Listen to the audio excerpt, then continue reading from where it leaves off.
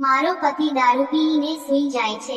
એકવાર મારો દિયર મને તેના રૂમમાં લઈ ગયો, અંદરથી દરવાજો બંધ કરી દીધો। ભાભી, મારાથી તમારું આ દુઃખ સહન નથી થતું, પણ હવે આજથી તમે મને તમારો પતિ જ સમજો, અને ત્યારબાદ મારી સાથે જે થયું તે સાંભળીને તમે રોઈ જશો।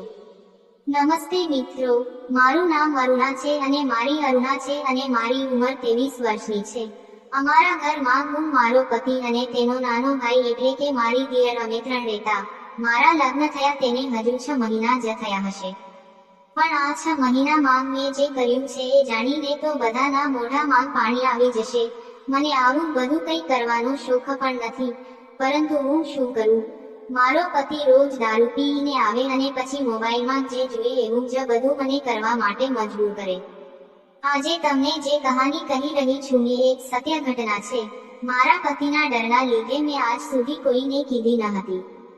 લગ્ન પછી મારા પતિને રોજ દારૂ પીવાની લત લાગી ગઈ, અને ત્યારબાદ ફોનમાં ખરાબ વિડીયો જુએ, અને ત્યારબાદ મારી પાસે પણ એવું જ કરાવે।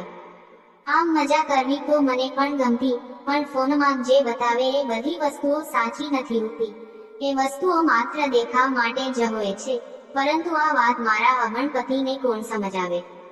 પણ ન જાણે કેમ મારા પતિને તો તેમાં જ સંતોષ મળતો, અને તેમના સંતોષના લીધે મને ઘણી વખત ખૂબ જ પીડા થતી।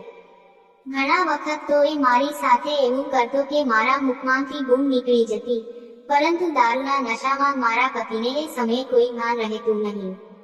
આ બધું તો મારે લગભગ દરરોજ સહન કરવું પડતું હતું। મારો દિયર પણ અમારી સાથે જ રહેતો હતો। એ કોલેજના બીજા વર્ષમાં હતો। તેનો રૂમ એકદમ અમારા રૂમની નજીક જ હતો। 2 રૂમની વચ્ચે માત્ર એક પાતળી દિવાલ જ હતી, અને એ પાતળી દિવાલમાં થોડી કંઈ બધા અવાજો દબાઈ। મારો દેવર પણ મારી પીડાઓને જાણતો હતો, પરંતુ નાનો હોવાથી તે તેના ભાઈ સામે કંઈ બોલી શકતો નહીં। મારા પતિની તમામ ચેષ્ટા અને મારાથી કરતા ઉપાદો તે રોજ સાંભળતો। એક દિવસ જ્યારે હું અને મારા પતિ મજા કરતા હતા ત્યારે મને બાલ્કનીમાંથી કોઈકનો પડછાયો દેખાણો, એટલે કંસમાં કોઈકનો પડછાયો દેખાયો। એટલે હું સમજી ગઈ કે આ તો મારો દેવર જ છે, જે આરામથી ઊભો રહીને અમારી હરકતોને નિહાળી રહ્યો હતો। મારો પતિ મને મજા કરાવતી વખતે માત્ર દર્દ અને પીડા જ આપતો હતો, અને આ પીડાના લીધે મને સાચી મજા તો ક્યારેય પણ આવી ન હતી। ત્યારબાદ તો આ રોજનું થઈ ગયું। મારો દેવર રોજ અમારી હરકતોને નિહાળવા લાગ્યો, એટલે હવે મેં પણ વિચાર્યું કે હું કેવી રીતે મારા દિયર સાથે મજા કરી શકું। એટલે જ્યારે એકવાર તે અમને બંનેને જોતો હતો ત્યારે મારી નજર તેના પર પડી। એટલે મારો દિયર હવે જાણી ગયો હતો કે હું તેને જાણી ગયો હતો કે હું તેને જોઈ ગઈ છું। ત્યારબાદ તરત જ શરમાઈને અંદર જતો રહ્યો। બીજે દિવસે સવારે ઉઠ્યો એટલે મેં તેને નાસ્તો કરવા માટે બોલાવ્યો। જ્યારે એ નાસ્તો કરવા આવ્યો ત્યારે મારી સામે નજર પણ નહોતો નાખી શકતો, એટલે મેં મારા દિયરને પૂછ્યું, શું થયું છે દેવરજી, કેમ કંઈ બોલતા નથી? એટલે તે બોલ્યા, ના ભાભી, કંઈ નથી થયું।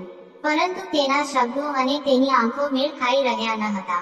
ત્યારબાદ લથડાતી જીભે તે બોલ્યો, ભાભી, રોજ રાત્રે તમે અને મારા ભાઈ જે કરતા હો છો એ હું હમણાંથી રોજ જોઉં છું।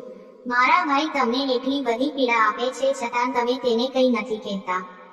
ભાભી, મારાથી તમારું આ દુઃખ સહન નથી થતું। આટલું બોલીને મારા દિયરના આંખમાં જળજળિયા આવી ગયા। આ બધું સાંભળીને મારી આંખમાં પણ આંસુ આવી ગયા। ત્યારબાદ હું બોલી, તમારા ભાઈના શોખ પૂરા કરવામાં કોઈ વાંધો નથી, પણ તેની રીતભાતથી હું કંટાળી ગઈ છું, અને સાથે સાથે મારાથી એવું પણ બોલાઈ ગયું કે કાશ કોઈક એવું હોય જે મને સમજે અને મને સાચી પ્રેમ કરે। આ વાત મારા દિયરના કાને પડતાની સાથે જ તેણે મારી સામે એવી રીતે જોયું કે જાણે એ બધું જ સમજી ગયો હતો। એટલે હું બોલી કે શું વિચારો છો દેવરજી, કંઈક તમને તો મારી સાથે પ્રેમ નથી થઈ ગયો ને? આ સાંભળીને તે ઊભો થયો, મારી નજીક આવ્યો અને મને તેની બાહોમાં ઉપાડીને રૂમમાં લઈ ગયો। ત્યારબાદ અંદરથી દરવાજો બંધ કરીને કહ્યું, ભાભી, તમારું દુઃખ હું સમજી શકું છું। મારા ભાઈએ તમને ક્યારેય સરખી મજા નથી કરાવી, પણ હવે મને તમારો પતિ જ સમજો અને મને એક મોકો આપો। હું હંમેશા તમને ખુશ રાખીશ, તમારી બધી ઈચ્છાઓને પૂરી કરીશ। તમે લગ્ન ભલે ભાઈ સાથે કર્યા, પણ હવે આજથી તમે મને તમારો પતિ માની લ્યો। જાણે હું પણ કેટલા દિવસથી આજ દિવસથી રાહ જોતી હતી કે ક્યારે મારો દેવર મને સામેથી ઉત્તેજિત કરે, અને આખરે એ દિવસ આવી ગયો. ત્યારબાદ તેણે મને બેડ ઉપર ઊંઘી પાડી અને 2 કલાક સુધી મારા બોલાવી દીધા. હું તો કેટલા દિવસથી ભૂખી હતી, આખરે મને પણ સંતોષ મળ્યો. ત્યારબાદ અમારા વચ્ચે વાતો થવા લાગી. ઘરમાં જ્યારે એકાંત મળે ત્યારે અમે એકમેકના બની જતા.